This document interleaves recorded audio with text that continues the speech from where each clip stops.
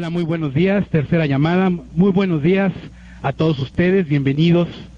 Les ofrecemos una sincera y sentida disculpa por iniciar un poquito retardado este ciclo, pero vamos a darle prisa. Vamos a disfrutar este ciclo de la manera más interesante, porque los temas que hemos abordado a lo largo del ciclo han sido verdaderamente importantes, interesantes.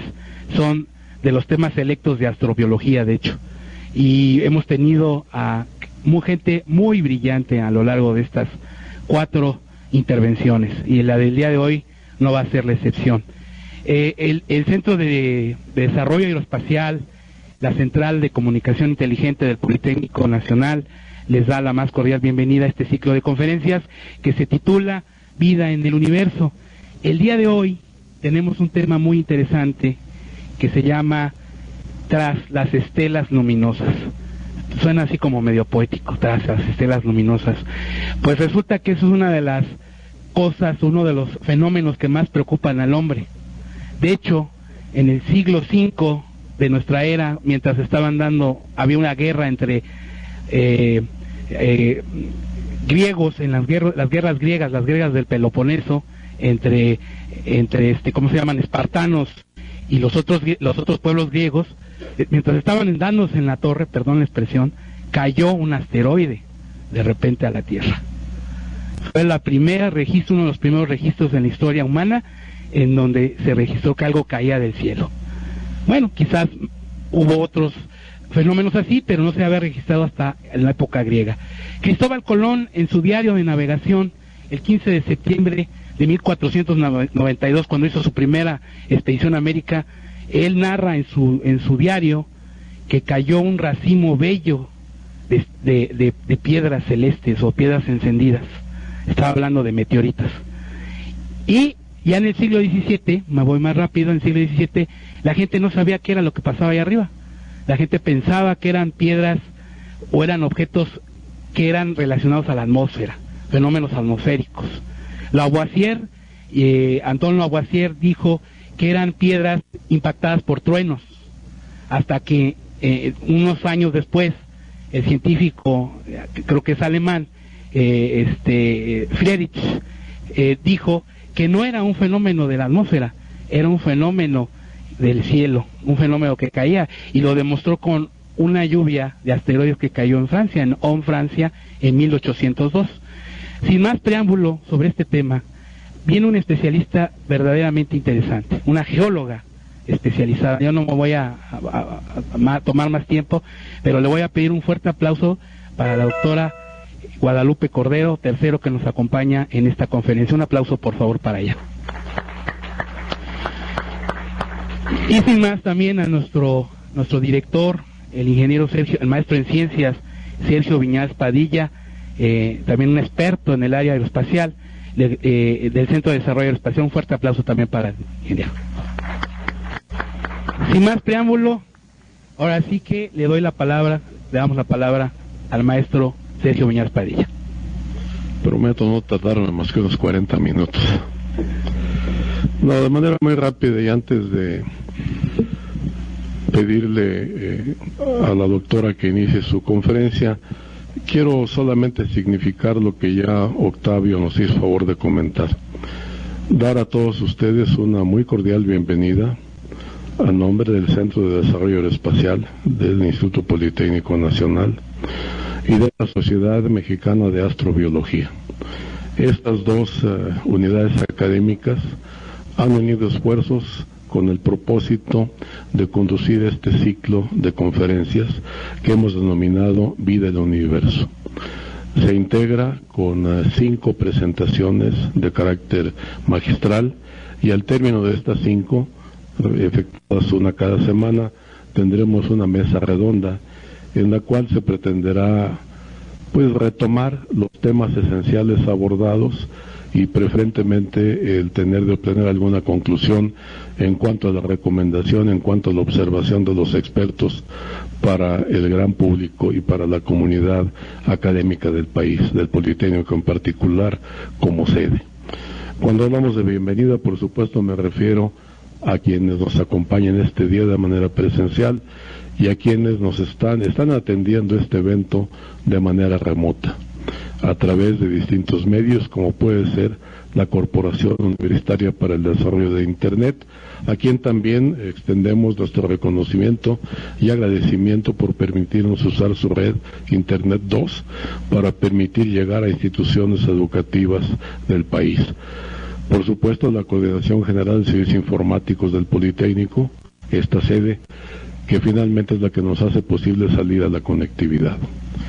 El tema de hoy, del cual poco tengo yo que decir, desconozco prácticamente todo, pero creo que es un tema, primero que nada, apasionante, es un tema intrigante, es un tema que reta, es un tema del cual en general la sociedad normalmente presenta o manifiesta o bien dudas o bien temores. ¿Qué pasa si algo puede caer? Ni siquiera nos ponemos a pensar que lo que cae, para que pudiera caer, primero tiene que pasar por la atmósfera, y poco valor le damos al efecto de la atmósfera como un blindaje de la tierra y de la vida, que de hecho es la que lo hace posible. Entonces temas como estos son importantes.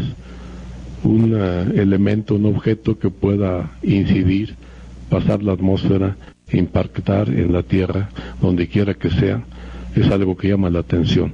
El simple hecho de pensarlo, simplemente aún sin saber cuáles son las opciones o las realidades que esto entraña, es una condición muy intrigante y muy apasionante.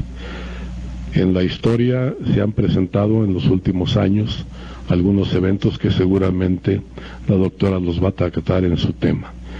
Recuerden ustedes que hace del orden de 60 a 65 millones de años, todavía en Yucatán, estando sumergida, se contó con el impacto de un elemento suficientemente grande, al cual inclusive se le ha llegado a atribuir como razón la desaparición de la vida de los grandes saurios y un movimiento esencial en la evolución de la humanidad.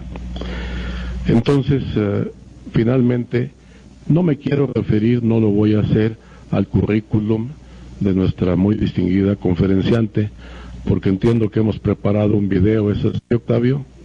Entonces el video pretende dar cuenta de manera breve de la contribución científica de nuestra querida invitada, a quien agradecemos esencialmente el que nos dedique un poco de su tiempo para esta labor de divulgación, que en mucho puede ser de utilidad tanto para las comunidades académicas como para la sociedad en general. De manera pues que, dicho esto, pediría que pasaran el video y posteriormente le daremos el uso de la palabra a la doctora Cordero.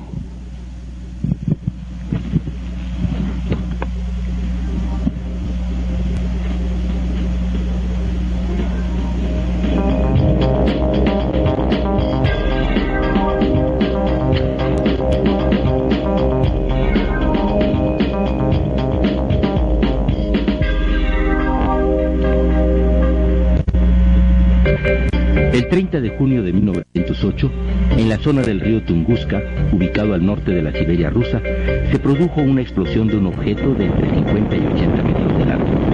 El bólido no tocó el suelo, pero bastó la onda de choque, producto de la explosión, para reunir la fuerza necesaria que derribó árboles en un área de 2.000 kilómetros cuadrados. En México ha habido eventos similares, aunque de mucha menor energía, pero que han causado temor entre la población.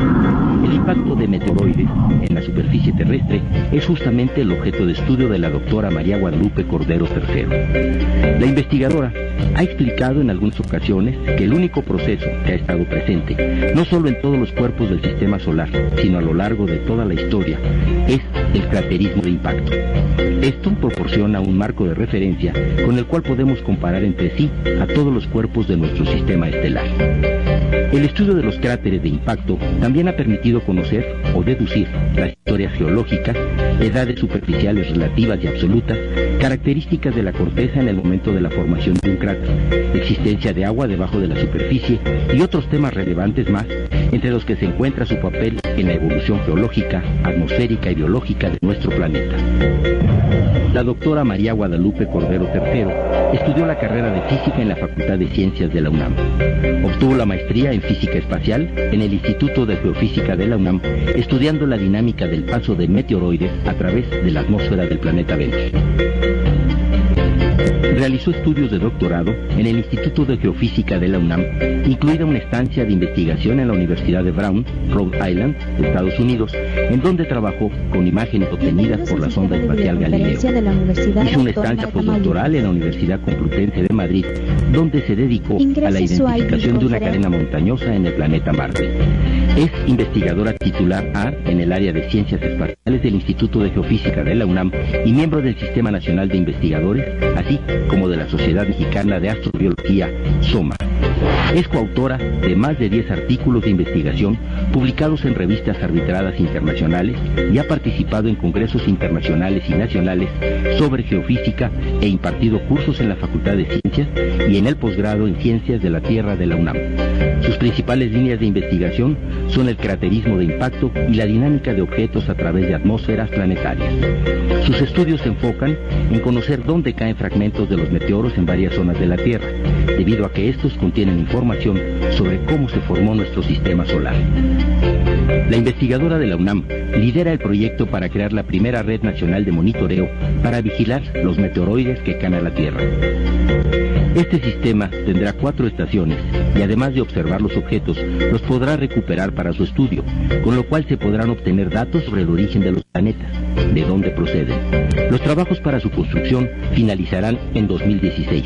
Es un proyecto que no solo producirá conocimientos, sino que será un semillero de científicos.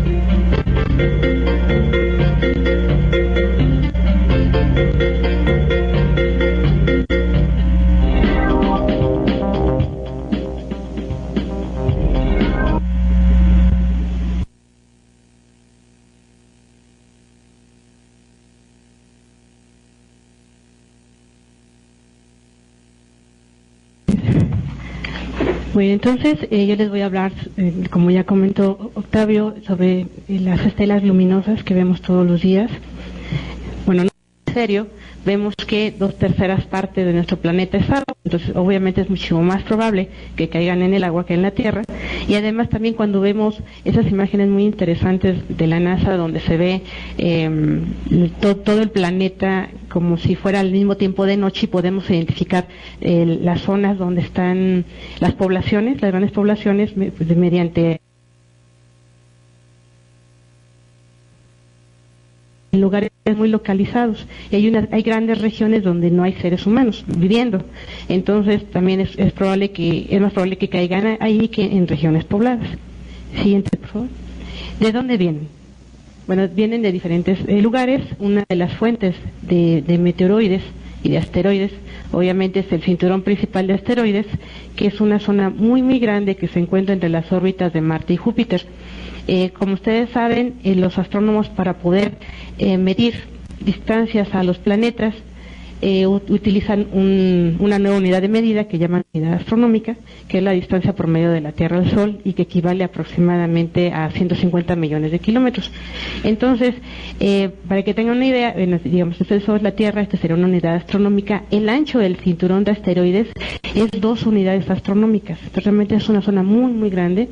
Entonces, estos objetos de vez en cuando chocan. Cuando chocan, sus pedazos salen disparados por todos lados y eventualmente alguno de esos pedazos se desvía y puede llegar al sistema solar interior y chocar con la Tierra. Siguiente, por favor.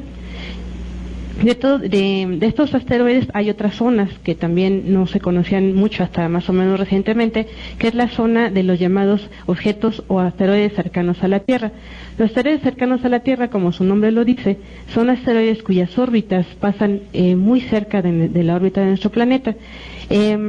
Para poder clasificarlos, se han tomado los asteroides patrón de cada uno de estos grupos. Entonces, en particular, aquí tenemos trazadas las órbitas de los asteroides patrón de 3 de los 4 grupos en los que se han clasificado los asteroides cercanos a la Tierra.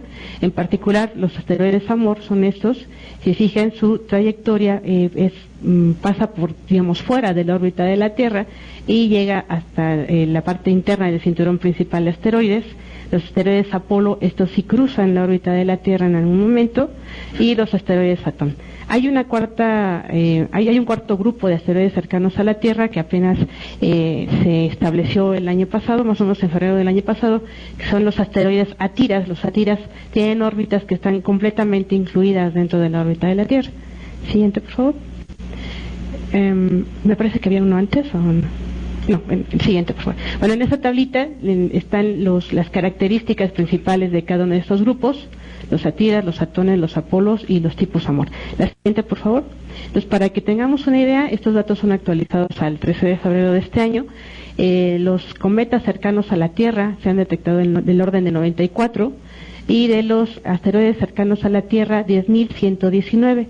De estos 10.119 objetos, 13 son Atiras, 813 son Atones, 5.775 son de tipo Apolo y 4.018 son de tipo Amor. Y de estos hay un subgrupo de todos estos que son asteroides potencialmente peligrosos, y de estos son 1.457 objetos. Para que un asteroide se considere potencialmente peligroso necesita cumplir dos características. La primera es que su aproximación máxima a la Tierra sea más cercana que 19 veces y media la distancia Tierra-Luna, y la otra es que su dimensión sea de más de 155 metros. Entonces, por ejemplo, el año pasado, cuando estábamos esperando este asteroide alrededor del 15 de febrero, y que el que nos sorprendió fue Chelyabinsk, ese objeto no era potencialmente peligroso porque, a pesar de que iba a pasar muy cerca, su tamaño era muy pequeño, era de 60 metros, entonces no se considera potencialmente peligroso. El siguiente, por favor. ¿De dónde más vienen los meteoroides que nos llegan a la luz de la Tierra? Bueno, pues de planetas. En particular tenemos meteoritas que provienen del planeta Marte y de la Luna. Siguiente, por favor. También nos visitan cometas o cuerpos cometarios, y esos vienen esencialmente de la zona más lejana de nuestro sistema solar. Es decir, provienen de lo que conocemos como cinturón de Edgeworth-Kuiper, que está más allá de la órbita de Neptuno. Siguiente, por favor. Se supone que de esta zona provienen los cometas de periodo corto, es decir, de cometas de menos de 200 años de periodo. Siguiente, por favor. También tenemos cometas, los llamados cometas de periodo largo. Esos provienen de una zona muy alejada que se conoce como nube de Oort. Es realmente impresionante. En realidad, con todo rigor, nuestro sistema solar termina aquí en la nube de Oort. Entonces, aquí hay una escala, esta escala es logarítmica, digamos, todo esto es el sistema solar. Aquí hasta la órbita de Plutón sería nada más este puntito. Este está en escala logarítmica, como les comentaba. Aquí está la Tierra, por aquí anda Plutón, y esto se extiende hasta 100.000 unidades astronómicas. Entonces realmente es un espacio muy grande, y desde aquí provienen los cometas de periodo largo. Siguiente, por favor. Entonces, bueno, de todas estas zonas pueden provenir los objetos que llegan a la atmósfera de la Tierra e impactan con nuestro planeta o con cualquier otro planeta del sistema solar. Entonces, ¿qué ocurre cuando un asteroide o meteoroide choca con la Tierra? Siguiente, por favor. Bueno, antiguamente, obviamente, se tenían las grandes... se pensaba que la llegada de estos objetos, de estos cometas, podían anunciar cosas buenas o malas dependiendo del astrólogo de la corte. O, por ejemplo, esta imagen que nos muestra la idea que se tenía a principios del siglo pasado, de 1910, cuando el cometa Halley iba a pasar cerca de la Tierra, y pensaban que al chocar con nuestro planeta lo iba a destruir. Bueno, eso afortunadamente no pasa ni pasará. Siguiente, por favor. Y bueno, tenemos también nuestros actuales miedos, ¿no? Pero bueno, lo bueno es que tenemos a Bruce Willis para que nos hable. Siguiente, por favor. Pero bueno, ya hablando en serio, ¿qué ocurre cuando un asteroide o meteoroide choca con la Tierra? Pasa 4, por favor. Va a depender de varias cosas. Va a depender del tamaño de este objeto, va a depender de su densidad, de su velocidad, del ángulo de entrada y de algunas otras variables, pero estas son las principales. Siguiente, por favor.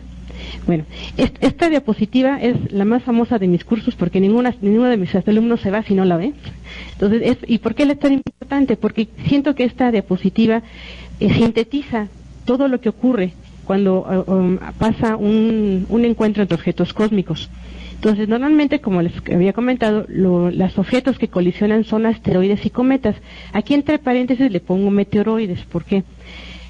Aquí los geólogos planetarios hacen una distinción entre meteoroides y los dos objetos de arriba. Un astrónomo me dijo una vez que por qué hacíamos esas distinciones si no tenía sentido. Y la verdad yo nunca he entendido exactamente por qué, pero tengo una teoría y se las voy a platicar.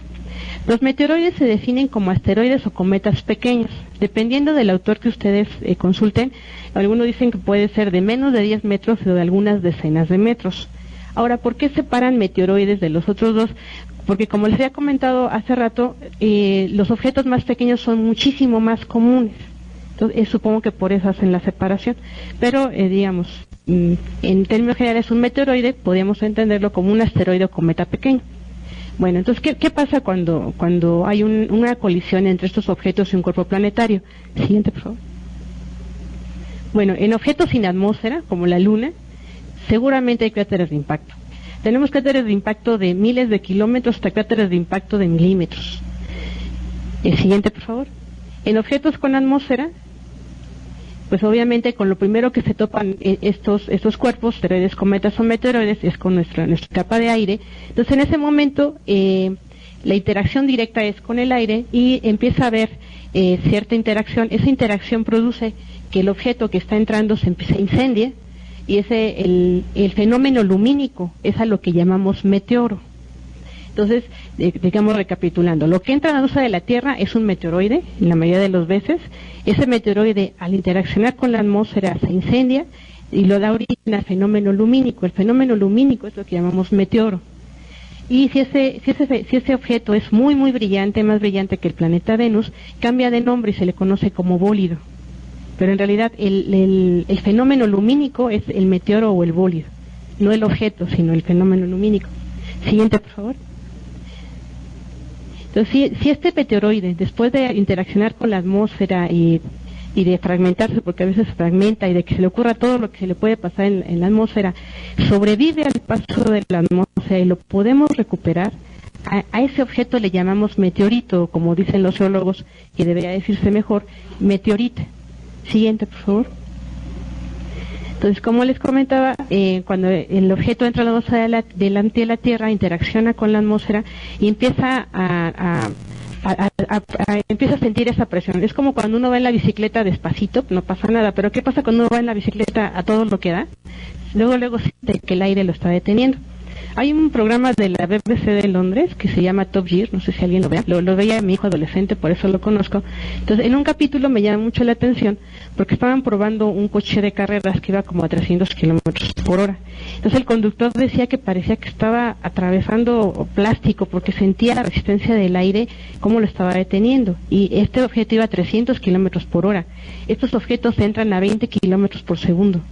De velocidades típicas, pero sus velocidades pueden variar desde 11 kilómetros por segundo hasta 72 kilómetros por segundo. Siguiente, por favor. Entonces, aquí en la fragmentación, cuando este objeto se separa y súbitamente, pues también cada uno de esos fragmentos genera meteoros, podemos recuperar meteoritos de esos fragmentos. Si aún esos objetos tienen la suficiente energía cinética, pueden producir a su vez cráteres de impacto o bien ocasionar eventos tipo Tunguska, como los que hablaban en el video. Siguiente, por favor. Esto también es para tener una idea de las energías de las que estamos hablando. Esta, como ustedes saben, es la ecuacióncita de la energía cinética, y aquí hice un ejercicio simple. Puse en esta columna esferitas, supuse esferas de varios metros varias longitudes de diámetro, y la energía que tendría la energía cinética de estas esferas si cayeran a una velocidad típica de 20 kilómetros por segundo. Entonces, estas son las energías. De repente, así como que no nos dice mucho. Siguiente, por favor. Pero si consideramos que la energía de las bombas que estallaron en Hiroshima y Nagasaki eran del orden de 15 kilotones, estamos hablando de que un objeto de 10 metros de diámetro que entra a la atmósfera de la Tierra a 20 kilómetros por segundo tendría una energía equivalente a 5 bombas atómicas. Uno de 100 metros, una energía equivalente a 5.000 bombas atómicas, y uno de 1 kilómetro una energía equivalente a 5 millones de bombas atómicas. En particular, el objeto que se estrelló contra la península de Yucatán era de 10 kilómetros. Estamos hablando de 50 millones, de energía equivalente a unos 50 millones de bombas atómicas. Entonces, realmente estamos hablando de energías realmente descomunales. Siguiente, por favor. Entonces, aquí está, gracias. Aquí está la Tierra. Aquí casi no se ve, pero apenas esta franjita azul de apenas 100 kilómetros es la que nos ha servido como escudo de un montón de asteroides y meteoroides. Siguiente, por favor.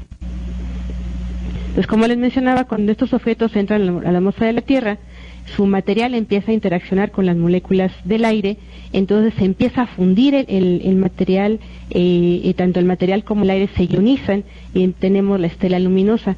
Nada más que estos objetos, este brillo solamente va a durar mientras el objeto se esté ablacionando, es decir, mientras esté perdiendo masa. El momento en que el objeto deja de perder masa, también deja de brillar, y esto ocurre aproximadamente a unos 80 kilómetros por arriba de la superficie en la mayoría de los casos, para la mayoría de los objetos que son muy pequeñitos. Para objetos ligeramente más grandes, del orden de metros, pueden seguir brillando incluso hasta unos 30 kilómetros de altura. Siguiente, por favor. Entonces, este es un esquemita donde resume qué le pasa a los objetos de diferente tamaño. Entonces, los micrometeoritos, es decir, los objetos de menos de 50 micras, de hecho ni siquiera brillan, se encuentran con la atmósfera y simplemente se depositan lentamente en la superficie de la Tierra después de varios días posiblemente. Los objetos de más de 50 micras son los que producen meteoros, brillan durante un periodo de tiempo muy corto y solamente en un intervalo también muy corto de la atmósfera terrestre. Se fijan, empiezan a brillar como a los 100 kilómetros, dejan de brillar más arriba de los 80 kilómetros. Los objetos más grandes, lo que les decía, se acuerdan de que los meteoros, con los objetos muy brillantes, se le cambia el nombre de meteoro por bólido. Entonces, los bólidos, que son objetos, que están asociados a objetos del orden de metros, de más de 10 metros generalmente, todavía brillan durante más tiempo y dejan de brillar más o menos a los 40, 30 kilómetros de altura. Los grandes bólidos como Tunguska, por ejemplo, dejaron de brillar como a los 10 kilómetros de altura aproximadamente. Entonces, tanto estos como estos pueden ser precursores de meteoritas. Siguiente, por favor. Entonces, aquí tenemos lo que les platicaba, cuando este objeto viene entrando y se encuentra con la atmósfera, luego empieza a sentir cada vez más la presión aerodinámica del que la atmósfera ejerce sobre él, y llega un momento en que esa presión aerodinámica vence la fuerza de cohesión interna del mismo material y lo rompe. Entonces, cuando estalla es cuando escuchamos los grandes boom que asusta tanto a las personas. Por favor. Entonces, normalmente se utilizan estas 5 ecuaciones acopladas, ecuaciones acopladas para poder estudiar numéricamente la entrada de meteoroides a la atmósfera de la Tierra. Siguiente, por favor. Entonces, hace algunos años, trabajando con el doctor Poveda, hicimos una serie de experimentos numéricos para que tengan idea de lo que pasa. Por ejemplo, un objeto con un diámetro de 1 centímetro, muy pequeñito, si lo dejo caer, digamos, a una altura de 100 kilómetros a 20 kilómetros por segundo, fíjense cómo su velocidad baja muchísimo, el aire lo está deteniendo bastante. Siguiente, por favor. Este es un objeto de 100 centímetros a 1 metro, también le reduce bastante la velocidad. Siguiente, por favor. Pero un objeto de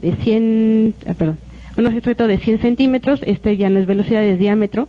Si este objeto de 1 metro, originalmente, ya cuando llega al suelo, debido a la ablación, al desgaste que ocurre de la atmósfera, su tamaño se reduce más o menos a la mitad. Siguiente, por favor. Un objeto de 1 centímetro también se reduce su tamaño. Siguiente, por favor.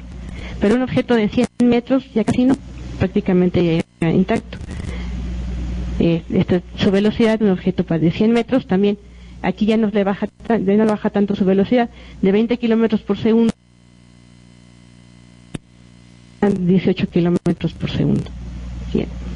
Entonces, la fragmentación, ¿cuándo ocurre la fragmentación? La fragmentación ocurre cuando la presión aerodinámica dada por la densidad del aire y la velocidad del objeto al cuadrado se iguala con la resistencia interna del material. Entonces, aquí vemos diferentes resistencias para diferentes tipos de meteoritas. Son meteoritas rocosas, esta es su resistencia, 5 por 10 a las 7 pascales, meteoritas de fierro-níquel, 10 a las 8 pascales, y cometas del orden de 10 a las 6 pascales. Entonces, esta es una grafiquita donde en el eje Y pongo la presión que está sintiendo el objeto conforme entra a la atmósfera de la Tierra, y en el eje X la altura. Entonces, todos empiezan a caer de 100 kilómetros, y por ejemplo vemos que objetos pequeños de 5 centímetros, 50 centímetros, todavía 1 metro, la presión aerodinámica que sienten sube pero baja, después sube pero baja. Pues, perdón, olvidé decir que en esta parte alta está el 5 por 10 a las 7 pascales, está identificando el momento en que la presión aerodinámica se iguala con la resistencia del material. Entonces aquí tenemos para 1 metro, la presión aerodinámica sube, pero no es suficiente para romperlo, pero a partir de 2 metros en adelante sí lo rompe. Entonces es muy probable que objetos de 2 metros o mayores se rompan en el aire debido a la presión aerodinámica con la atmósfera, de la atmósfera. Pues. Siguiente, por favor. Siguiente, por favor.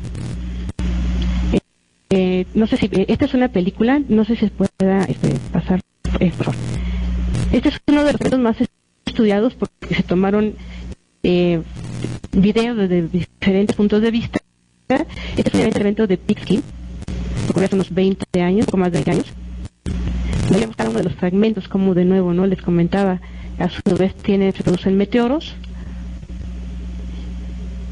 Este objeto entró relativamente rasante, de hecho recorrió casi 700 kilómetros, y debido a que es muy rasante, la mayoría de las meteoritas, de los restos de estos objetos se perdieron, excepto uno que justamente se estrelló contra este coche. Entonces, esto no es un coche, esto no es un choque con otro coche, sino un choque con la meteorita. Siguiente, por favor. Entonces, esta es la meteorita que chocó con el coche, es más o menos de unos 11 centímetros de longitud. Si ven, aquí está todavía la pintura del cochecito. Todo esto es de color oscuro porque se acuerdan que les había comentado que se incendia, se funde en el aire, entonces se forma esta cosa que se llama costa de fusión, que es de color oscuro. Entonces aquí la señora ya está muy contenta, estaba muy contenta porque cuando fue con el seguro a que le pagaran el golpe, como no estaba asegurado contra choques de meteoritas, pues no se lo pagaron. Entonces, bueno, debe ser contenta porque después de el coche ya el coche anduvo exigiéndose. Bueno, siguiente, por favor. Entonces, a las meteoritas les gusta chocar con los coches. Este es otro ejemplo también de otra meteorita que atravesó el techo de la cochera, el techo del coche, y se fue a impactar contra el asiento de este coche. Eso fue en 1938 en Illinois. Siguiente, por favor. Este es un ejemplo de aquí en México, la meteorita de Allende, que es la más famosa, yo creo que de todo el mundo. La meteorita de Allende cayó en México el 8 de febrero de 1969 y explotó en el aire. Entonces, más en la madrugada, el sonido de la explosión despertó a los pobladores. De repente pues vieron que caían fragmentos por todos lados. Todos esos fragmentos se distribuyeron en toda esta área. Si no mal recuerdo, esta longitud es unos 8 kilómetros aproximadamente. Y aquí hay una historia triste porque llegaron los estadounidenses, se llevaron casi todo el material. Hay por ahí quien dice que el mexicano se puso usado y una caja que iba para Estados Unidos le puso para Ciudad Universitaria, y eso es lo que tenemos actualmente en México. Entonces, pero bueno, lo interesante también de esta meteorita es que se acuerdan que otro evento importante ocurrió en 1969, la llegada del hombre a la luna. Entonces, todos los estudios que le iban a hacer a las muestras lunares lo hicieron primero con el material de la meteorita de Allende. Siguiente, por favor. Tunguska. Entonces, vamos a hablar un poquito de Tunguska. Siguiente, por favor. Entonces, Tunguska, como lo mencionaba en el video, fue un evento que ocurrió el 30 de junio de 1908. Entonces, este objeto se piensa que fue un objeto de unos 60 metros de diámetro o de largo, que se estalló en la atmósfera, pero el estallido fue tan terrible que de plano no se han encontrado así como indicios de ese material, pero la sola onda de choque que produjo la explosión a 8 kilómetros de altura fue capaz de derribar 2.000 kilómetros cuadrados de árboles de la taiga siberiana. Siguiente, por favor. No la tenía, pero me di cuenta que tenía problemas y casi nunca podía pasar, entonces ya no lo puse. El audio se refería a una reconstrucción del sonido del evento que hicieron unos investigadores húngaros, me parece, o checoslovacos. Siguiente, por favor. Entonces, esta descripción que encontré en el libro de Cosmos me gusta mucho porque menciona unas técnicas interesantes que se repiten una y otra vez en este tipo de eventos. Lo voy a leer. Dice: yo estaba en el campo. Acababa de enganchar un caballo a la grada y empezaba a sujetar el otro, cuando de pronto oí que sonaba como un fuerte disparo por la derecha. Me volví inmediatamente y vi un objeto llameante alargado volando a través del cielo. La parte frontal era mucho más ancha que la cola y su color era como de fuego a la luz del día. Su tamaño era varias veces mayor que el sol, pero su brillo mucho más débil, de modo que se podía mirar sin cubrirse los ojos. Detrás de las llamas había una estela como de polvo, iba envuelta en pequeñas humaredas dispersas y las llamas iban dejando detrás otras llamitas azules.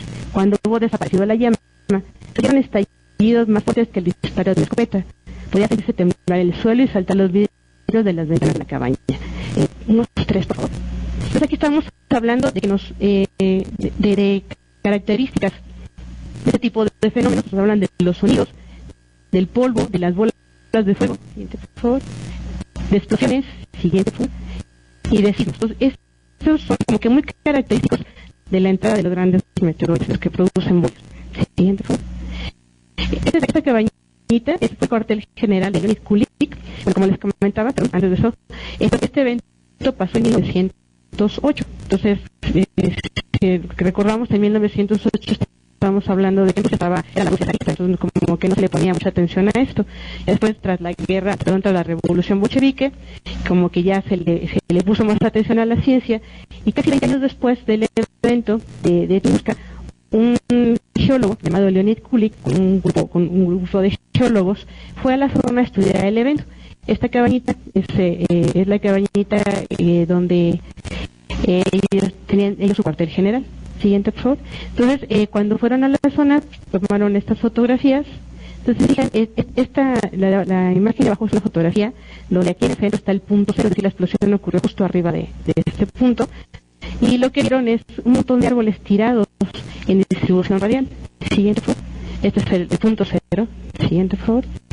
Entonces, por ejemplo, es un área donde el bólido fue visto. La escala son 400 kilómetros, pues realmente fue también entrada arrasante. Siguiente, por favor.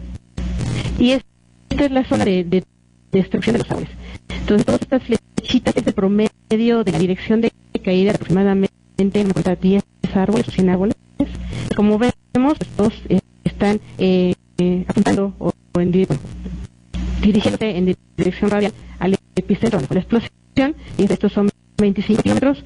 Una vez me dio curiosidad por saber qué pasaba si yo ponía aquí el DF, ¿cómo quedaría? Siguiente, y así quedó.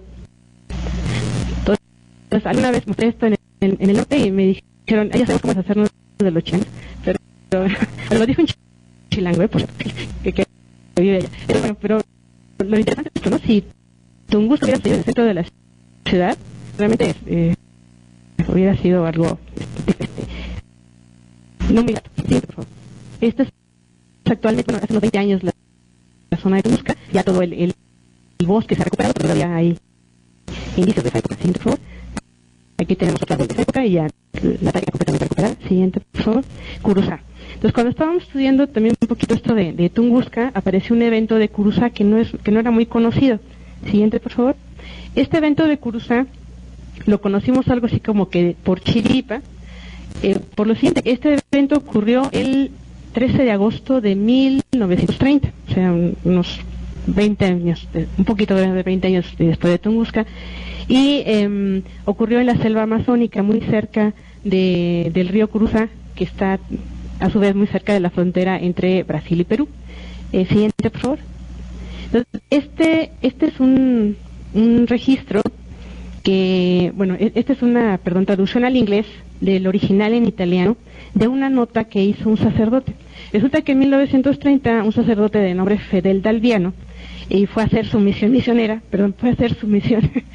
por la zona del río Kurusa.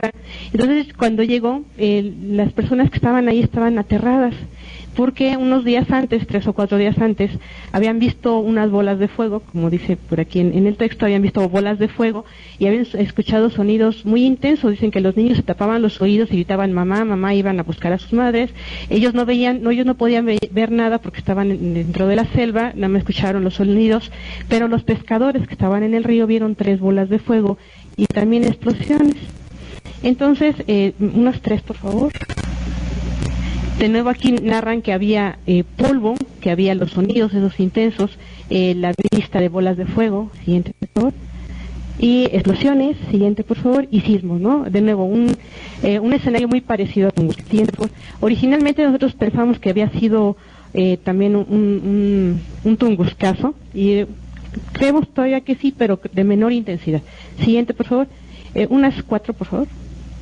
Entonces, lo que dijo el padre Fidel D'Alviano, después de entrevistar a muchas personas, las personas le estaban comentando sus temores, incluso por ahí en algún reporte relacionado con Curuza, leí que las personas iban a cometer suicidio colectivo porque pensaron que se iba a acabar el mundo, aunque aquí esta última nota la dudo un poco, pero bueno. Entonces, lo que él decía, para Fidel D'Alviano, es que los seringueiros, que son las personas que se dedican a sacar el caucho de los árboles, más o menos a las 8 de la mañana, vieron que había una caída de polvo muy fino, los silbidos penetrantes, estos intensos, lo que les comentaba de los pescadores, las explosiones, siguiente por favor, ceniza, siguiente, otros 2 más por favor. Entonces, ellos mencionaban que más o menos en dos poblaciones, Atalaya do Norte y Esperanza, que están a 240 kilómetros de distancia, ellos no vieron nada, pero escucharon unas explosiones. Incluso pensaron que había sido, o que estaban probando unos nuevos cañones en un fuerte que estaba en estas localidades. Entonces, bueno, por azar el destino, esta nota del padre Fidel D'Alviano se publicó en el Observatorio Romano, que es el periódico oficial del Papado. Y por alguna razón, Leonid Kulik, el mismo personaje que estudió Tunguska, se enteró de esta notita y escribió un artículo pequeño en esta revista, también en 1931, donde decía que pudo haber sido un Tunguska brasileño, pero no me fue una nota corta y ahí la dejo, y esa nota se quedó ahí perdida en el tiempo hasta 1989, donde estos 2 señores, Vasiliev y Andrew, retoman la nota de Kulik y hacen algunas consideraciones sobre el evento de Curuza, y de plano lanzan una invitación a los colegas de Sudamérica para que vayan a estudiar la zona y ver si este evento realmente fue como el de Tunguska. Siguiente, por favor. Entonces, ahí se perdió la nota otra vez hasta 1995, donde un investigador inglés la retomó y de nuevo hizo otras consideraciones y volvió a hacer invitación a los colegas sudamericanos. Esta vez sí tuvo eco, un astrónomo que estaba en Brasil, empezó a buscar evidencias sobre este evento. Entonces, en imágenes de Landsat no se alcanzan a ver esta estructura como circular. Vio esto y dijo, bueno, estaba cerca del río Cruzado, donde ocurrió el evento, y dijo, bueno, este es un cráter de impacto, producto de ese evento. Siguiente, por favor.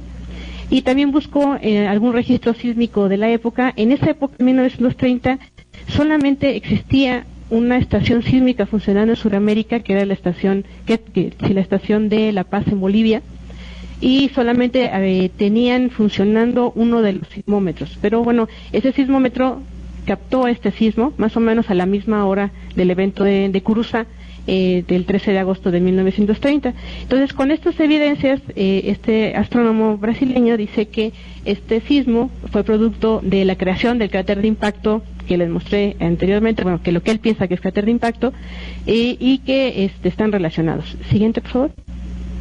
Siguiente. Y una más, por favor. Otra, por favor. Sí. Entonces, aquí estaría localizado esa estructura circular. Siguiente, por favor. Y una más, por favor. Bueno, entonces nosotros estuvimos investigando este evento de Curuza y llegamos a la conclusión que esa estructura circular que ven ahí realmente no es un cráter de impacto. Trabajando con unos colegas del Instituto de Geografía, lo que nos dimos cuenta que esa estructura circular es más bien lo que ellos llaman circo de erosión debido a la red hídrica del Amazonas, y que además estudiando el sismómetro que ustedes observaron, nos dimos cuenta que no era un sismo producido por la creación de ningún impacto, sino era un sismo local de esa época. Entonces, a la conclusión a la que llegamos el doctor Poveda y yo es que en realidad en Curuza sí hubo un evento muy parecido al de Tunguska, pero de una energía mucho menor, de menos de 1 kilotón posiblemente. ¿Sí, por favor? Y en México habrá pasado cosas parecidas. Pues sí, realmente sí. Empezamos a estudiar este tipo de eventos en 1900, ¿cierto? En el 2010, cuando el 10 de febrero del 2010 se reportó un evento muy parecido en el borde entre los estados de Puebla e Hidalgo. Siguiente, por favor. En particular, donde se escuchó el sonido de la explosión muy intensamente, fue una población que se llama Aguazotepec, en Puebla. Entonces fuimos a investigar. Desafortunadamente, cuando ocurrió la explosión, en esa zona había mucha niebla, entonces aunque mucha gente lo escuchó, casi nadie lo vio. Entonces, para poder tener información de ese evento, nos tuvimos que ir un poquito más lejos, hacia Tulancingo, hacia Pachuca, y ahí de las casi 150 personas que entrevistamos que dijeron que habían sido testigos ya sea de la explosión o del sonido o de alguna parte del evento, solamente 12 personas nos dieron información de que lo habían visto. Entonces prácticamente nos la secuestramos y la llevamos al lugar donde ellos habían visto el objeto y les dijimos que por favor nos indicaran el punto en que lo habían empezado a ver y el punto en que lo habían dejado de ver. Entonces con esta información, siguiente por favor, se hizo este mapita, lo hizo la doctora Karina Cervantes. Entonces toda esta información que están aquí es de cada una de las personas que nos dijo dónde lo empezaron a ver, dónde lo terminaron de ver. Entonces juntando todo esto, se supone que el objeto, si cayó, debió haber caído en un área para acá. Realmente es una zona muy amplia. Encontrar una meteorita en esa zona, que además es boscosa, hay cañadas, etcétera, es realmente imposible. Siguiente, por favor. Después sigue el evento de Chelyabinsk. Bueno, antes del evento de Chelyabinsk, el siguiente año, también el 22 de febrero del 2011, cayó también otro objeto, también con características muy parecidas, esta vez entre los límites de Aguascalientes y Zacatecas. También fuimos a investigar, ahí era un poco más difícil porque es más lejos, y además había otro pequeño detalle que era muy gran inconveniente. Las personas de Protección Civil siempre nos ayudaron, pero nos decían que había zonas en las que no podíamos entrar por cuestiones de losetas, entonces dijimos que mejor no investigábamos mucho por ahí. Bueno, entonces después en el 2013 está el evento de Chelyabinsk. Siguiente, por favor. Entonces, bueno, ese seguramente ustedes lo conocen muy bien. Aquí nada más les pongo una tablita con las características de este evento.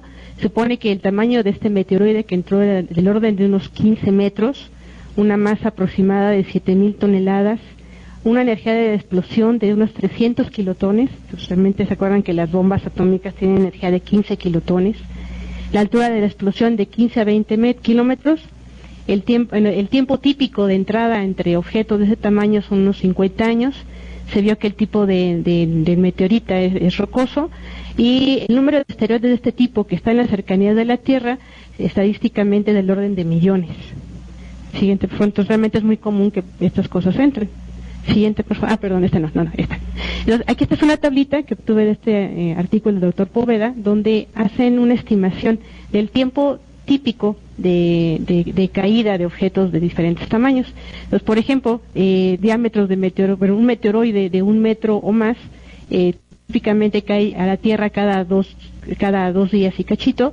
Uno de 10 metros cae a la Tierra más o menos cada 2 años. Uno de 60 metros cada 174 años, uno de 100 metros cada 623 años, etcétera. Entonces, de modo que estos objetos, que fue el que causó, un objeto de estos tamaños, que se supone que fueron el tipo de objetos que causaron la extinción de los dinosaurios, típicamente cae a la Tierra cada entre 62 y 172 millones de años. Siguiente, por favor. Entonces, aquí lo que les comentaba al principio de esta imagen, donde se ve la Tierra y todo lo oscuro es agua. Los centros de población están más o menos localizados. Hay grandes zonas donde no hay población. Entonces es muy probable que esos objetos que están entrando todo el tiempo pues caigan más bien en donde no hay población que donde sí hay, afortunadamente en realidad, ¿no? Siguiente, por favor. Entonces, bueno, todo es preocupante de esta colisión entre objetos cósmicos. No, realmente no. Se ha visto que gracias a la caída de estos objetos, mucho de nuestra atmósfera secundaria del planeta, en particular el agua y otros volátiles, pudieron haber sido traídos por colisiones con asteroides y cometas, el agua también, compuestos orgánicos. En el caso de los grandes cráteres de impacto, pudieron haber producido sistemas hidrotermales en los cuales se pudieron haber dado las condiciones que favoreciera el origen de la vida, o bien el desarrollo o sustentación de la vida. Siguiente, por favor. Siguiente, por favor. Bueno, también hay otra cosa interesante. Yo me acuerdo que en la secundaria, en aquellos viejos y hermosos tiempos, cuando teníamos 3 años de biología, nos enseñaron la teoría de la panspermia, ¿se acuerdan? donde decía que la vida como esporas pudo haber viajado de un planeta a otro. El problema con esa teoría es que los rayos cósmicos y y la energía ultravioleta del Sol seguramente romperían esas esporas y no sobrevivirían. Entonces actualmente hay como otra teoría, le cambiaron a litopanspermia, donde se dice que la vida pudo haber viajado de un planeta a otro dentro de las rocas que son expulsadas de los planetas cuando se producen los grandes cráteres de impacto. Siguiente, por favor. En particular también en los cometas se han encontrado compuestos muy interesantes como quinones, hidrocarbonos, metanol, etcétera. En particular los quinones son unos compuestos que intervienen en la fotosíntesis. Entonces aquí ya tanto estos cometas como asteroides ya dentro de ellos traen los ladrillos a partir de los cuales surgió la vida. Siguiente, por favor.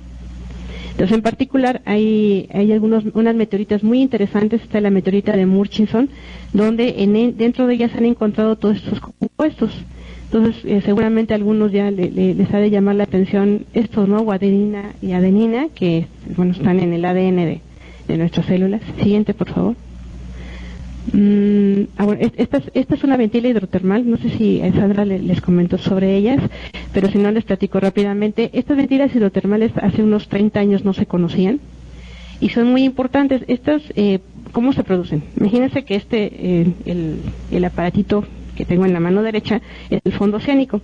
Entonces, en las rocas siempre hay algunas grietas. Entonces, el agua se transmina dentro de esta roca y llega a zonas magmáticas, en particular en zonas donde el magma ya está más cerca, que es en donde las placas tectónicas se están separando. Entonces, cuando el agua se transmina y llega a esta zona más caliente donde está el magma, como sube su temperatura, se evapora, y al evaporarse también tiende otra vez a subir, utilizando también otras grietas, y al subir va deshaciendo la roca, y todo este material que se ve aquí es fierro y magnesio de las rocas que se ha ido junto con el vapor de agua.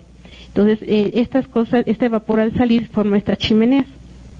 Entonces, estas estructuras se llaman sistemas hidrotermales, y estos sistemas hidrotermales alrededor, aquí hay 400 grados centígrados, y conforme nos alejamos el gradiente de temperaturas realmente decae rápido, pero lo interesante es que muy cerca de estas ventilas hidrotermales hay seres vivos. Estos son gusanos tubulares, y también cerca hay bacterias y hay también una especie de cangrejos, etcétera. Entonces, esto no se pensaba que pudiera haber existido. Los sistemas hidrotermales como estos son los que se piensa que pudieron haberse formado en los grandes cráteres de impacto, y en esos ambientes son bastante propicios para sostener la vida. Siguiente, por favor. Entonces, ya para terminar, creo que son... la siguiente, por favor. Les voy a hablar de citralintlamina. Citralintlamina es mi proyecto, es el nombre cariñoso que le damos a mi proyecto, y significa meteoro en náhuatl. Entonces, después de nuestro estudio en Puebla y en Zacatecas, donde vimos que era muy, muy difícil poder estudiar estos fenómenos a partir de observaciones, digamos, a simple vista, lo que nos dimos cuenta es que necesitábamos una forma más sistemática de poder estudiar estos fenómenos. Entonces, lo que hicimos fue proponer un proyecto a CONACYT para que nos apoyara a crear la primera red mexicana de observación de meteoros. Entonces, esta red mexicana de observación de meteoros originalmente la planeé para 4 estaciones, pero es posible que tengamos incluso 6 o 7 estaciones. Entonces, cada una de esas estaciones va a contar del orden de 5 cámaras como esta. No sé si en el video vieron que eran muy pequeñitas, caben en mi mano. Entonces, son 5 cámaras como 6 cámaras como estas en cada estación, 5 que apuntan más o menos en el horizonte y una hacia el cenit. Entonces, la idea es que estén funcionando día y noche para detectar los meteoros. Entonces, la idea es que podamos tener más o menos una red de estas cámaras. Al principio va a estar cerca del centro del centro del país por razones de logística, pero con el tiempo espero poder extenderla a todo el territorio nacional. Entonces, la idea de tener muchas estaciones es que si tengo una estación aquí, es capaz de ver para todos lados la entrada de meteoroides. Entonces, en el momento en que estas cámaras detectan la estela de luz, podemos trazar una trayectoria de este objeto, pero esto realmente es proyección, entonces tendríamos solamente una proyección. Con otra estación vamos a tener otra proyección, entonces de las dos proyecciones ya podemos trazar una trayectoria determinada. Entre más estaciones tengamos, vamos a tener más datos para poder determinar mucho mejor la trayectoria de esos objetos. Entonces, ¿qué es lo que queremos hacer con la red de meteoros? Bueno, queremos ver de dónde vienen esos objetos del cinturón principal de los objetos cercanos a la Tierra. Queremos estudiar exactamente qué les pasa en la atmósfera. Hay muchas cosas que no sabemos del vuelo del vuelo de esos objetos a través de la atmósfera. Queremos saber en el momento en que está ya en la atmósfera si podemos saber su energía a partir del estudio de ondas. Determinar la trayectoria en el tramo que no se ve. Recuerden que hay un tramo que ya no se ve, que entra en ese tramo para poder determinar un área de caída de posibles meteoritas y poder recuperarlas. Y al recuperar las meteoritas, pues estudiar todo lo que se tiene que hacer una meteorita, ¿no? Y entonces realmente queremos el paquete completo con este proyecto. Siguiente, por favor. Estas son unas primeras pruebas que hicimos desde la ventana de mi oficina. Aquí están las dos camaritas viendo hacia afuera. Siguiente, por favor. Estas son el tipo de pantallas que tenemos, cada una está viendo lo que está observando una de las cámaras. Siguiente, por favor. Aquí este es un video. Este es un ejemplo de las Perseidas del año pasado. Lo van a ver por aquí. La anterior, por favor.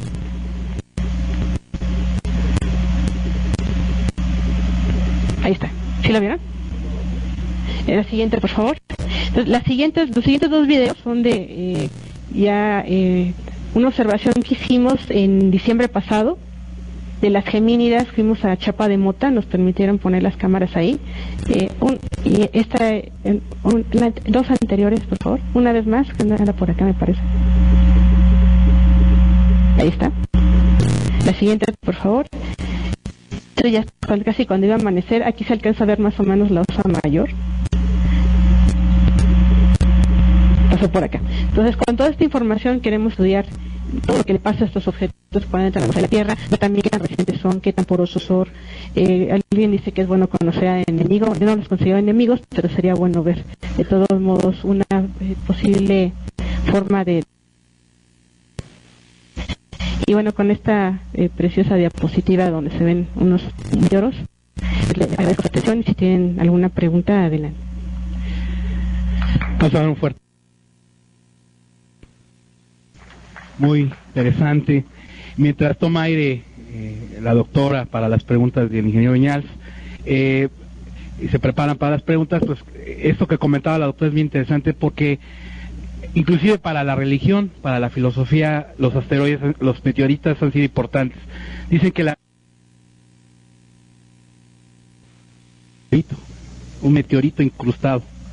Y ustedes sabían que en la Olimpiada ahorita en Sochi, la de los Olímpicos de invierno, las medallas de oro tienen fragmentos de la meteorita que cayó hace un par de meses. Entonces los rusos muy inteligentemente pues también están poniendo su granito de asteroide, ¿no? De su granito de meteorita. Bueno, vamos a pasar a las preguntas. Les pedimos que sean breves y concisas y vamos a preguntarles a los centros que están conectados. Tenemos entendido que está la Universidad de Nuevo León. Si podemos contactarnos con ustedes y con los centros que estén conectados, por favor, si se hacen presentes. Bueno. Hablamos como si fuéramos en teléfono, ¿verdad? Entonces, videoconferencia. ¿Universidad de Nuevo León nos escucha?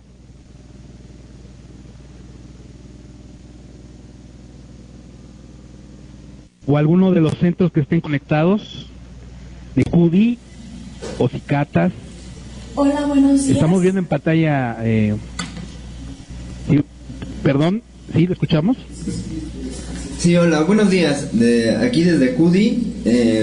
Son dos preguntas. La primera sería con esto de las que están ya implementando aquí lo de las cámaras, ¿qué tan exacto o qué tan factible es predecir cuando va a pasar o algo? Porque inclusive creo que en la madrugada de hoy iba a pasar igual un cuerpo rocoso que no había peligro, pero bueno, este se pudo predecir y se había dicho que no había haber peligro.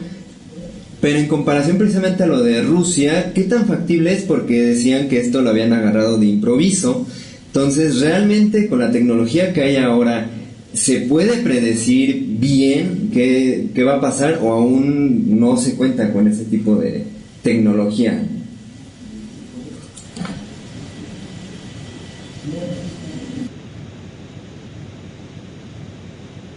Ha habido varios esfuerzos en varias partes del mundo para poder determinar bien dónde están los objetos que puedan ser un riesgo para el ser humano.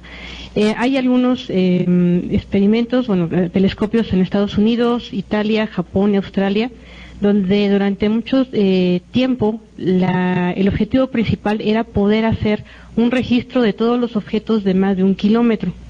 ¿Por qué los de más de 1 kilómetro? Porque, como les mostré en la diapositiva, cualquier objeto de más de 1 kilómetro, a la hora de estrellarse contra la Tierra, produciría una catástrofe global, no importa dónde cayera. Posteriormente, pero estos eran objetos grandes y ya tenían problemas para detectarlos. En el 2008 tuve la oportunidad de ir a Rusia, en Moscú, porque hubo un congreso sobre el fenómeno de Tunguska. Entonces ahí en una de las charlas habló un personaje de la ONU y él mencionaba que a los gobiernos no les interesa mucho invertir en observar estos objetos porque dice que realmente es muy poco probable que choquen con nosotros y que es mejor usar el dinero en otras cosas. Pero bueno, ya vimos que eso podría no ser tan cierto. Entonces, lo que sí sé es que últimamente ya parece que ya tienen más del 95% de objetos de más de 1 kilómetro, o de los esperados de más de 1 kilómetro bien detectados. Entonces, lo que han hecho últimamente es bajar el límite del tamaño de los objetos que quieren detectar. Ya lo bajaron a 155 metros. Como les comentaba, los objetos potencialmente peligrosos son los que tienen más de 150 metros aproximadamente. Entonces, ahorita hay un esfuerzo por tratar de hacer un registro de todos los objetos de más de 150 metros. Eso por un lado. Por otro lado, objetos fue de unos 30 metros, 15, 30 metros. Entonces, esos ya no están dentro de este nuevo esquema. Entonces, realmente, el captar objetos chiquitos prácticamente es chiripa, o si un objeto chiquito se mete dentro del campo de visión del telescopio, cuando el telescopio está buscando objetos más grandes, pues los detectarán, pero no son su principal objetivo, digamos. Entonces, ahorita, objetos pequeños no son la prioridad.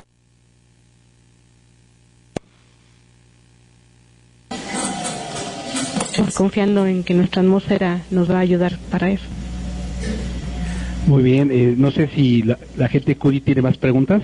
Ok, nada más, y una pregunta más sería, pues vemos que igual están viendo cómo reaccionan, ¿no?, con la atmósfera de la Tierra, y me surge una duda de, también se han puesto a ver, viendo con todo lo que se ha visto en las otras conferencias, por ejemplo, en lo que nos hablaba la conferencia pasada de Titán, realmente cómo reaccionan allá igual esos cuerpos rocosos, o eso simplemente no se han puesto a ver ese tipo de situaciones. Perdón, no entendimos la última parte de la Titán. ¿Lo puede repetir? Sí, claro. Veíamos que igual están viendo todo esto de la reacción de los cuerpos rocosos con la atmósfera de la Tierra. Y me surgió una duda de si también se han puesto a verlo en cuestión, por ejemplo, de la conferencia pasada en Titán, o por ejemplo, nuestro planeta vecino Marte, cómo reaccionan allá, o simplemente pues tampoco se ha puesto atención a eso.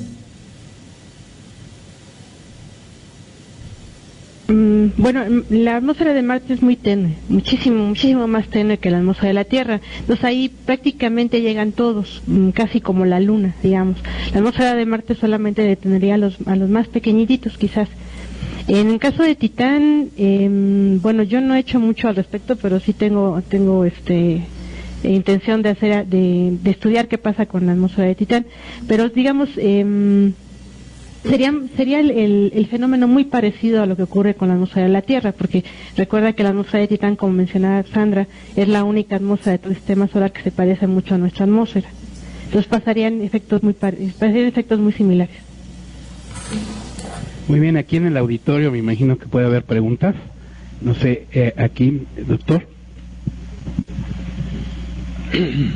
Primero, una felicitación calurosa a esta espléndida información que nos ha traído la doctora Guadalupe Cordero. Y dos preguntas en relación a preparativos serios actuales sobre el desarrollo de tecnología para identificar, pero sobre todo para ir al encuentro de estos objetos que eventualmente se acercan demasiado a la Tierra, algunos que pudieran amenazar caer directamente. Si ya hay un desarrollo o un plan concreto para desviarlos, destruirlos o ponerlos en órbita terrestre, como alguna vez lo sugería Isaac Asimov. La segunda pregunta sería, dentro de estos objetos se ha identificado alguna vez piedras preciosas, diamantes, o bien metales como el oro o el platino, porque teóricamente algunos investigadores estiman que esto puede ser uno de los tesoros, uno de los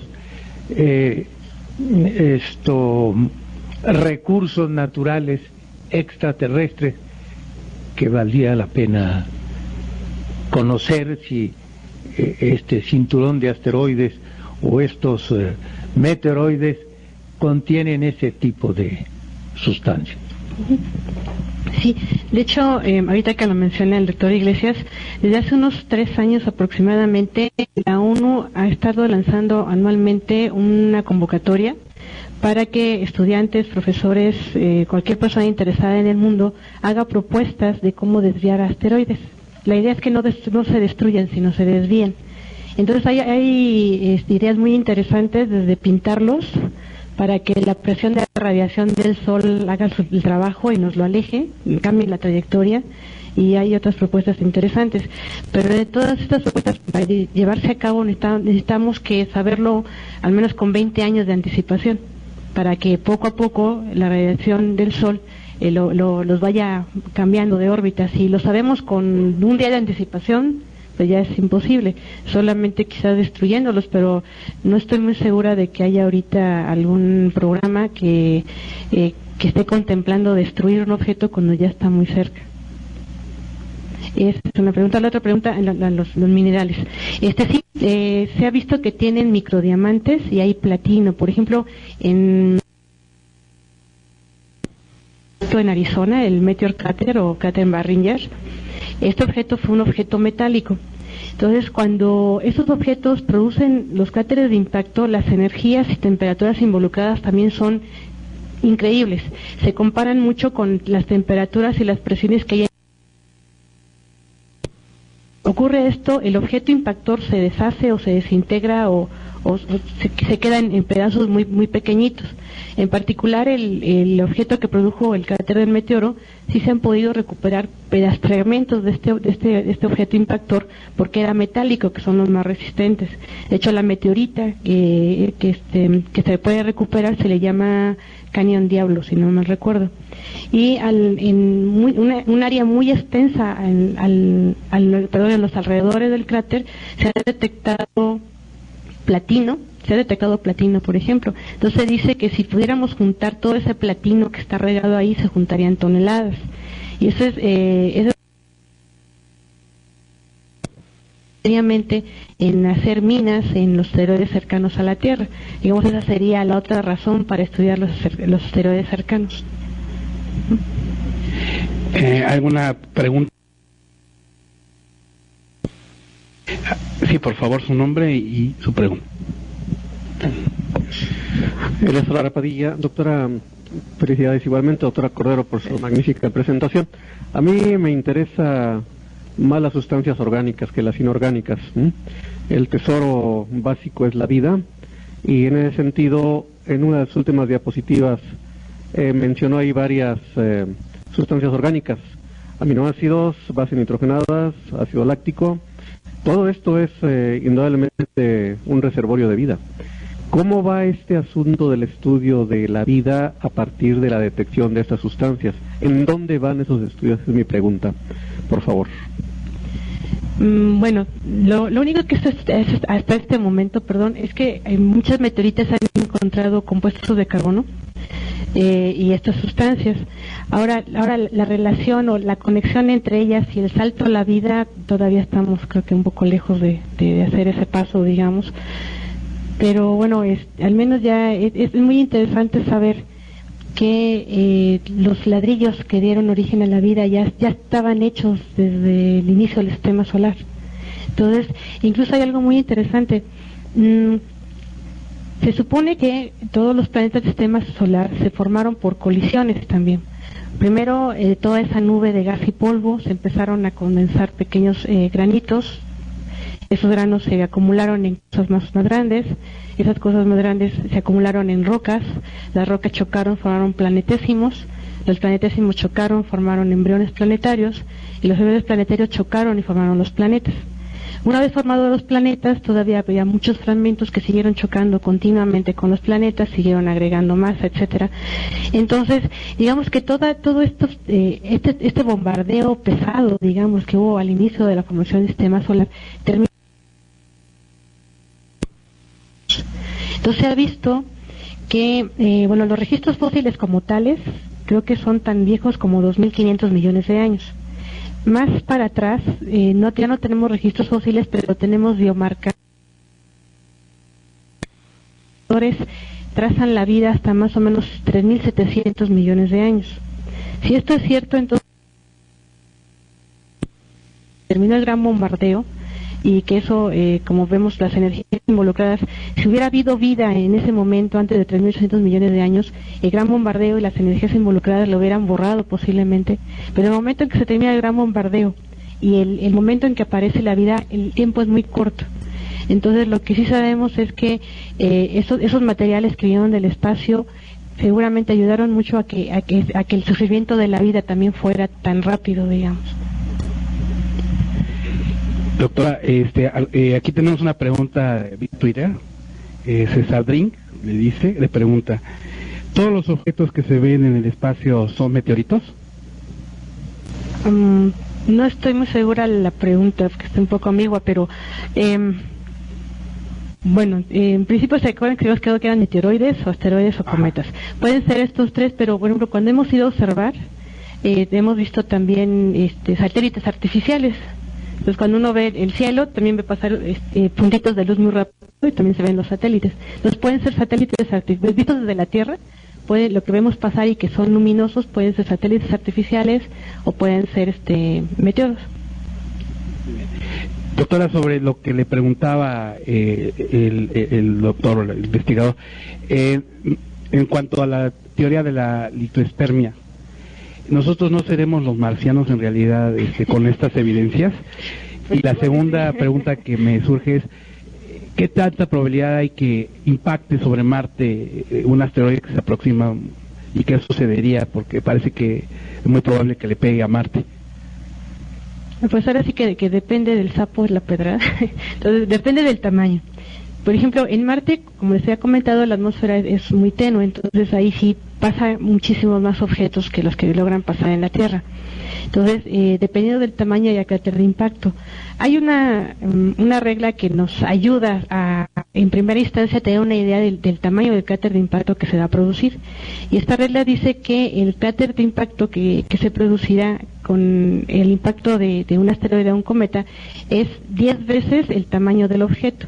Entonces, por ejemplo, si un objeto de unos 100 metros de largo, porque son bastante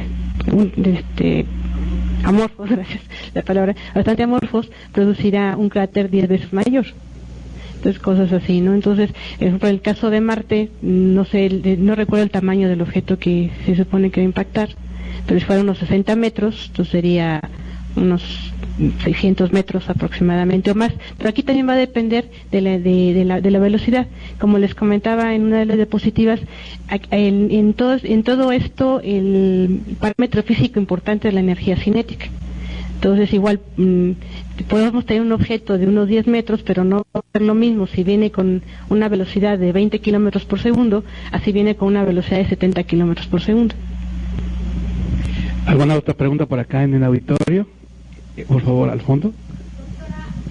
Espérate tatito, por favor. Es que ¿están grabando? Perdón, gracias. ¿Tu nombre? Pregunta. Tinajero, vengo de la Secretaría del Trabajo y Previsión Social.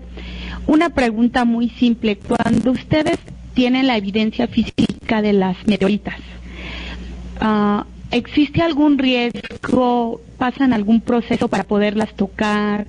¿Después les viene algún tipo de examen médico porque finalmente es algo exterior a nuestro planeta? Excelente pregunta, qué bueno que la hacen.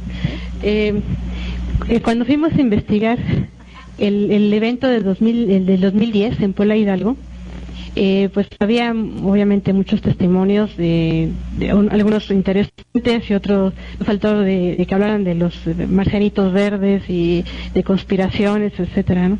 Pero bueno, hay algo que me llamó mucho la atención esa vez. Cuando fuimos a entrevistar a una persona que dijo que había sido testigo de algo interesante, ella nos dijo que había escuchado que en el techo de su casa como que cayeron piedritas y fueron a ver y que recuperaron 3 piedritas. Y que uno o 2 días después llegó un periodista que tampoco se identificó y les dijo que si no les daban esas rocas se les iban a caer las manos por la radiación. Eso me molestó muchísimo porque es total, completa y absolutamente falso. Las meteoritas no tienen más radiación que cualquier otra roca terrestre. Bueno, obviamente separando las que tienen uranio, obviamente, pero cualquier roca de las que vemos aquí afuera, en Ciudad Universitaria o donde sea, tienen la misma radiación que cualquier meteorita. Entonces, las meteoritas no representan ningún riesgo para el ser humano. ¿Alguna otra pregunta aquí en el auditorio? Sí. Bueno, buenos días, Jesús Irán del Centro de Desarrollo Espacial. Hablando de los eventos a nivel nacional, no sé si tenga algún evento registrado en el estado de Sinaloa, porque hace 2 años a mí me tocó ver un meteorito que cayó. Entonces, de acuerdo al tiempo que yo lo estuve observando, sí fue mucho tiempo, entonces se puede predecir que fue algo grande, porque se me perdió en el horizonte por las casas y los árboles. Entonces, al llegar al horizonte se fragmentó en 3 pedazos. Entonces, hubo registros en las noticias, en el periódico de Sinaloa, y la conclusión fue que había sido basura espacial. Entonces, no sé si usted tenga registro de ese evento que sucedió allá. Sí nos enteramos del evento de Sinaloa, pero ya no pudimos ir a observarlo por cuestión de distancias y presupuesto. Entonces es por eso que también nos urge poner rápido nuestras cámaras. Aquí está Marcos, que me está ayudando con también las cuestiones. Dígale, Marcos. Entonces realmente es muy difícil estudiar algo si no tenemos aparatos que lo vean objetivamente, digamos. Entonces, por eso los últimos registros ya hemos optado mejor por no ir a ver y mejor apurarnos a poner ya estas cámaras. Porque efectivamente eso es cierto, cuando entran los objetos a la atmósfera, también la chatarra espacial se comporta muy parecido a una meteorita, o de un meteoroide, perdón. Entonces es un poco difícil distinguirlos, a menos que tengamos en las cámaras puestas rejilla de difracción. Con la rejilla de difracción podemos saber qué tipo de material es, y a lo mejor así sí podemos distinguirlo, ¿no? No sé si en la rejilla de difracción captamos silicatos, obviamente eso es una meteorita, un meteoroide, perdón. Pero si captamos, no sé, ¿qué te gusta que tenga una basura espacial aluminio, por ejemplo? Pues eso seguro no es una meteorita. Entonces, pero hasta ahorita realmente no sabemos muy bien eso. 15 días aproximadamente, hay una organización que es International Meteoritical Observatory, algo así, no me acuerdo bien las siglas, donde cada 15 días están haciendo un reporte de la chatarra espacial que entra a la atmósfera de la Tierra. Entonces, cuando nosotros tenemos alguna duda de si lo que entró fue una roca o una chatarra espacial, pues vamos a ese boletín y podemos empezar a descartar cosas. En particular, este de Sinaloa no lo seguí bien, entonces realmente no sé si fue chatarra espacial o meteorita. Digo, meteorita. Ok, gracias. Doctora, parece que hay mucha ánimo por saber sobre los contenidos de las meteoritas.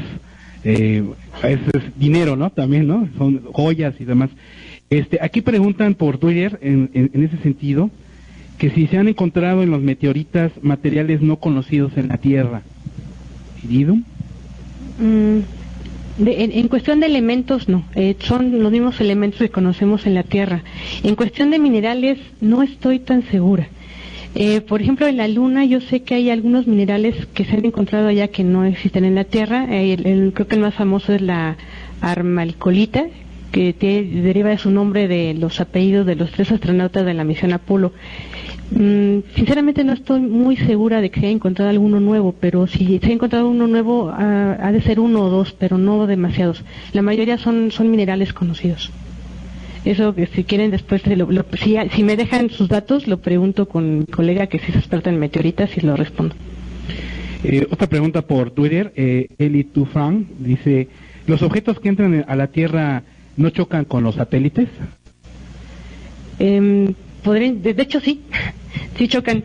De hecho, uno de los experimentos de las misiones Apolo fue contar los impactos en las ventanas de la nave. Entonces sí chocan. Muy bien. Ya estamos por concluir. ¿Alguna otra pregunta que quisieran hacer aquí en el auditorio o de los centros que están conectados? Aquí adelante. Sí. Si me escuchan acá. A ver, Luis Enrique, por favor, alza la mano. Claro. ¿Me escuchas? Mira, aprovechando un poco el comentario que tú decías, Octavio, y aprovechando también la presencia de la doctora, tú mencionabas de la posibilidad de un impacto en Marte. El meteorito que se prevé que va rumbo al planeta es de 500,000 kilómetros. Esa es la distancia a la que va a pasar, 500,000 kilómetros, y tiene 500 kilómetros de diámetro. Ya con esos datos, doctora, ¿usted cree cuál podría ser las consecuencias de un impacto de un objeto de estas dimensiones y de esa distancia hacia el planeta rojo? ¿El tamaño del objeto? Sí, el tamaño es de 500 kilómetros de diámetro, según se cree. Se cree también que es de 2 kilómetros de profundidad, de densidad, mejor dicho, y que va a pasar a 50,000 kilómetros de distancia de la superficie de Marte.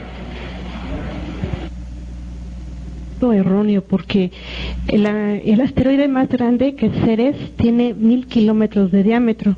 Los que le siguen en tamaño son Vesta y Juno, que son como 500 kilómetros de diámetro. Entonces no creo que sea un objeto tan grande. Yo creo que son 500 metros o algo así.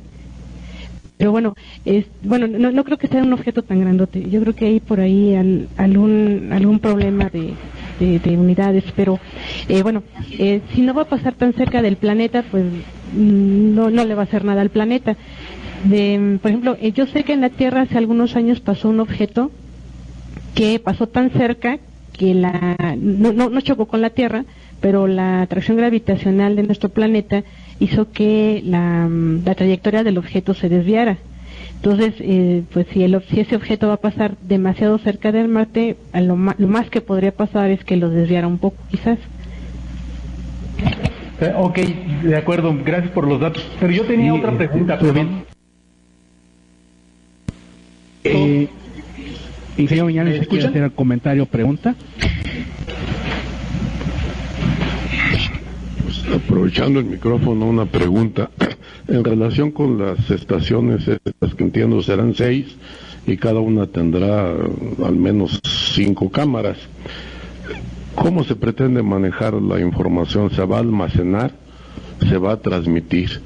Y una vez que se reciba, si es que se transmite, de alguna manera habrá que leerla después. qué tipo de proceso se le va a dar a las señales captadas. Sí, estamos trabajando en eso. En principio, cada una de estas cámaras va a ir conectada a una PC. No podemos tener conectadas antes de eso. Existe una tarjetita que es la interfase entre la computadora y la cámara. Entonces, al principio nosotros pensábamos poner las 5 tarjetas en una sola computadora, pero nos dijeron que así no funciona, y de hecho no funcionaba porque si hacíamos eso se atrasaban las imágenes, había problemas entre ellas. Entonces vamos a tener que tener una computadora por cámara. Y ahora originalmente se van a estar almacenando ahí, y quizás una vez por día se envíe la información. Poco a poco vamos a tener que ir también depurando esto para hacer un programa que nada más nos mande la información de eventos importantes o de eventos que sí sean meteoros, pero igual puede pasar un avión y eso no nos interesa. Eso por un lado. Por otro lado, pues también hay que hacer todo, estamos trabajando en el procesamiento de estos datos. Sí, es algo que estamos haciendo, estamos trabajando en ello. Bien, muchas gracias. Bueno, pues para terminar nuestro evento, yo quisiera señalar algo que me parece de lo más importante, que estamos recibiendo información y preguntas tanto de las entidades que están conectadas como por vía streaming, o sea, gente que por distintos mecanismos de redes se está comunicando para preguntar, lo cual nos parece que es un indicador de que en alguna forma estamos cumpliendo con el propósito de esta divulgación. En términos de información, hasta hace unos momentos teníamos la conexión, según se nos indica, con el Centro de Innovación Aplicada en Tecnologías Competitivas, CIATEC, de León, Guanajuato, obviamente el Centro de Desarrollo Aeroespacial, CUDI directamente, la Universidad Autónoma de Nuevo León y la Universidad Autónoma de Tamaulipas, al menos. Esto es lo que tenemos registrado en la red hasta el momento. A todos ellos les agradecemos su presencia e insistimos en que el próximo martes tendremos una última conferencia de carácter magistral, y esta es muy importante, no menos que estas por supuesto, pero un poco más llamativa desde el punto de vista tecnológico, tal como normalmente lo manejamos, en razón de que se va a hablar del vehículo Curiosity en Marte. Entonces, algo a lo cual en términos noticiosos estamos un poco más en contacto. Entonces están invitados ustedes, será el martes próximo a la misma hora. Esperamos que se puedan conectar. Por lo que respecta a nuestros asistentes a esta reunión, también agradecemos su presencia y los invitamos a que nos acompañen el próximo martes. A la doctora Guadalupe Cordero por su gentileza de estar con nosotros, de platicarnos sobre estas muy interesantes esquemas de investigación, las respuestas que ha dado a las preguntas, a todos aquellos que de alguna manera hacen posible la transmisión, tanto CUDI como la Coordinación General de Informática, y a los organizadores. Bueno, de hecho yo soy parte organizador, pero quienes trabajan son los que hacen y merecen en todo caso el agradecimiento de todos nosotros. A todos que tengan muy buena tarde y los esperamos el próximo martes. Muchas gracias.